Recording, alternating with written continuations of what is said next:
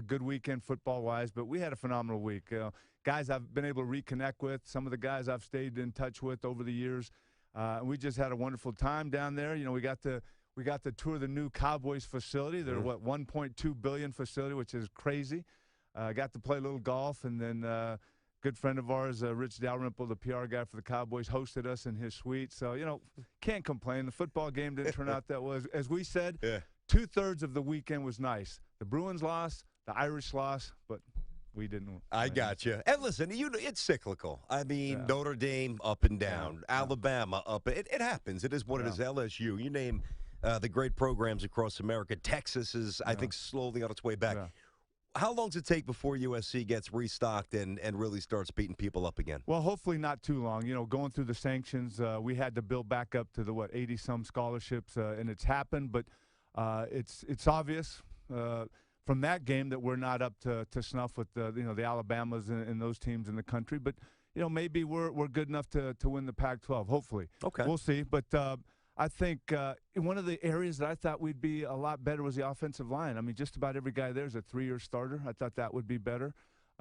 Juju was being double-teamed, and we really didn't have anybody else. I thought we might be able to run the football. So Max Brown didn't have a lot of help. He didn't have pressure or didn't have protection, couldn't run the football. And then defensively, we did all right for about a quarter and a half, and then it just fell apart. So hopefully it's another year or two that before we can get restocked and be back to where we were. The most recent the Carroll years. I mean, we were loaded then. Hopefully we can get back to that time. Yeah, I have confidence. So that's your college team. Let's get to your pro team. Anthony Munoz with us here in studio on Tiki and Tierney. I don't know how former players and current players probably see it a little differently than somebody like me who didn't play in the NFL. But I look at the Bengals, and every year we have this conversation, and there's and not just for Cincy, but there's always, to me, a perceived window of expiration, whether it's a head coach, whether it's a quarterback, where there's such intense scrutiny where if that player or the duo, head coach and quarterback, if they eventually don't get it done, like Romo in Dallas, at some point you got to say, well, maybe it's just not meant to be. And I'm there with your former team. I respect Marvin Lewis. He's won a lot of games in the regular season. I respect Andy Dalton. He's won a lot of games. But jointly, I don't know if those are the two men to take this team to the Super Bowl. What do you think? I mean, this is a very interesting year, a lot of pressure. I agree that the window is there and then closes. Personally, I think in the next couple of years, maybe that's when the window closes. I think Andy's still young. I believe he's getting better. Marvin is, it's kind of hard to argue his regular season record, but of course they're all judged on what have you done in the playoffs, and they haven't done anything in the playoffs. So I would imagine that maybe a couple more years they still have, I think, talent-wise, they're top part of the league with the guys they have on the team. So I think they're still very capable of doing extremely well in the season, even though they have a pretty tough schedule. I mean, they open up in New York, in Pittsburgh, and then home against Denver. I mean, that's a tough slate month to start. Yeah, and not to mention all the other games they have. But someone that played there knows that if you do well, you're going to remain there, especially as a coach. I mean, you can't argue Marvin's record regular season. He's done extremely well. They've had some turnover in the assistant coaches, but I kind of want to believe that it's probably going to be his call if he's there or not. So, I'm hoping that this year get Eifert healthy, and hopefully they can make a run like they did last year and get their first playoff win. Obviously, A.J. Green, Geno Atkins, really very deep and very productive secondary. Anthony Munoz, Hall of Famer with us here on Tiki and Tierney, former Bengal and really one of the truly great players of any generation. I'm curious, the game has changed. We had Drew Brees on the show a couple of weeks, 2 weeks ago or so, and Drew was very outspoken about the state, the schism, the rift, the lack of trust, and lack of transparency between the league and the players now. It seems to be going in a direction that, at least under the current CBA, is almost irreparable. If you were playing right now, would you be outspoken? I sense that you would, because you're a smart guy. But it just seems like the business side is very disjointed right now. What's your take on what's happening between the league and the players and the lack of trust? I look at the guys that I played with, and I think that we would have had a group of guys that would have basically stood in question and asked. I mean, when you have guys like Max Montoya and Boomer and Kenny Anderson prior, Reggie Williams. We had some guys that might be quiet at times, but if something really went the wrong way or they felt that they were being wrong, they would stand up and say something. So I think we might have stood up and questioned things that were going on. So, it's hard to say. I mean, it's hard to go back and say, well, in the day. Yeah. But knowing them personally and knowing them, now as I do as we've gotten older, maybe personalities have changed. They have. But, I'm talking with us as we get older, but I think we probably would have stood and kind of fought some things. Well, somebody who hasn't stood, he's doing the exact opposite. That's Colin Kaepernick. And there's really only two ways to see this. I think the one way, which everybody's got to acknowledge, it's his right.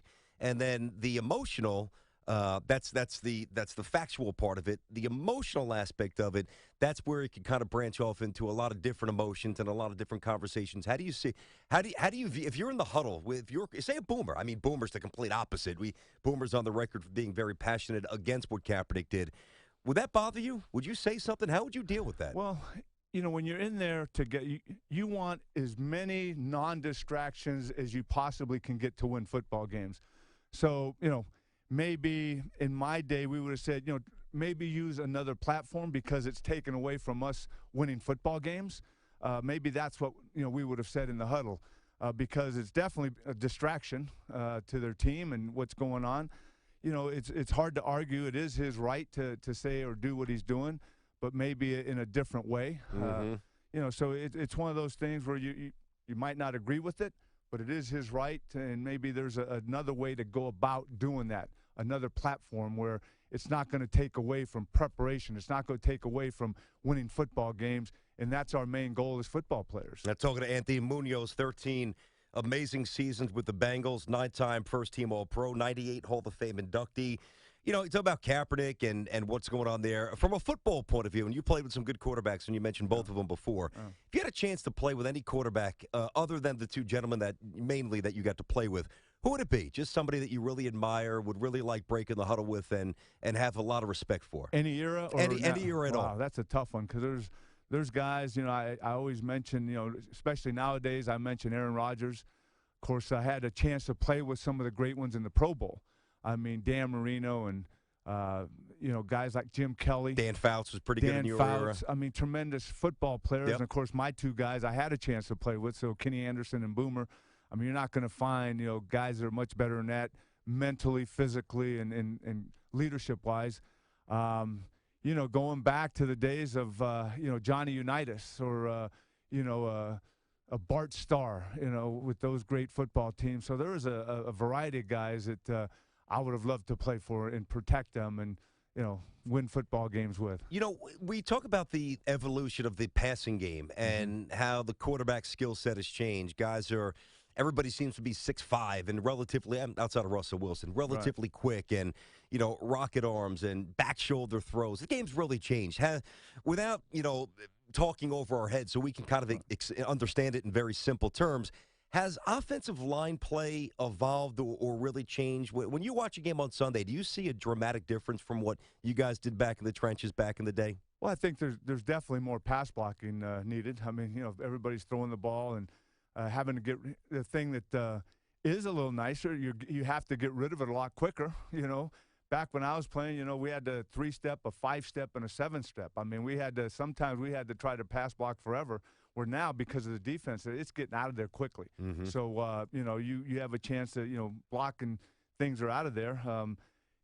I think there's still some things that are necessary to win football games. You look at teams that are winning championships, they can throw the football, but their offensive line can blow you up and move you out and run the football. So I don't care how many times you throw the football during the year or how spread open you are, you still have to run the football. That's still, I think, a common factor in the game these days as much as it's changed. I know you're doing a lot of work with the company. I have a lot of respect for it. Tell us what's happening with Ford here, Anthony. Well, Ford is a great partner with the NFL, and I'm thrilled to be a partner in this great program. It's Built Ford Tough Offensive Line of the Week award, and, it's one of these things where, finally the offensive line are going to get their due every week. We're going to pick out an offensive line, not just one guy like you do with the quarterback or wide receiver or running back or a defensive lineman when he gets 1 sack per 40 passes. But, there you go. A little jab.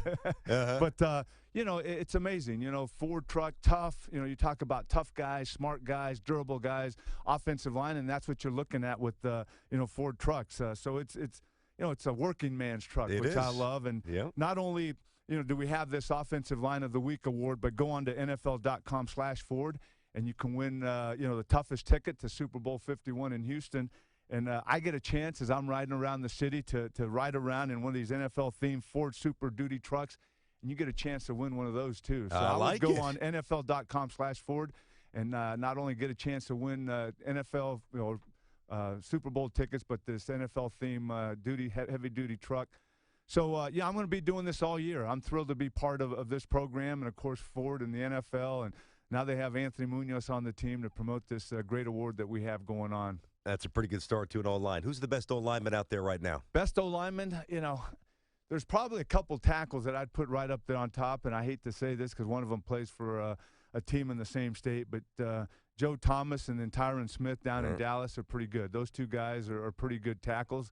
I'm sure there's some pretty good interior linemen, but I'm going to start with those two guys because when I start an offensive line, I know the center's important, but I want my $30 million quarterback protected by one of those two guys. Got to keep them safe.